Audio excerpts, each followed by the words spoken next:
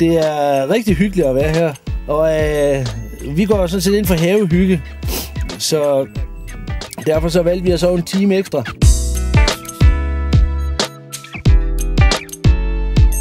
Vi gik i seng, og så sov vi en time, og så stod vi op i tigerteltet. Hvor meget er du har trænet til det her, Stig? Ingenting. Og jeg tog lige 10 km i fredags om morgenen på en løbetur, og så var vi ellers klar. Det er starten på dag 2. Klokken er 8:15, og vi er lige gået op ad Danmarks stejleste bakke med oppakning. Så har vi koordineret 2 gange over telefonen, inden vi tog afsted, om hvad det måske var en god idé at have med.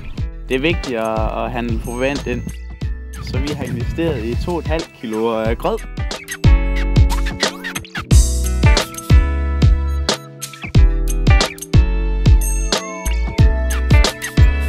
Vinterløbet, det er hammer godt.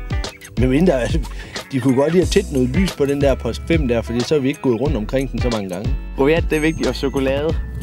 Masser af chokolade. Jeg kunne godt finde på at dukke op næste år, hvis tiden er til det.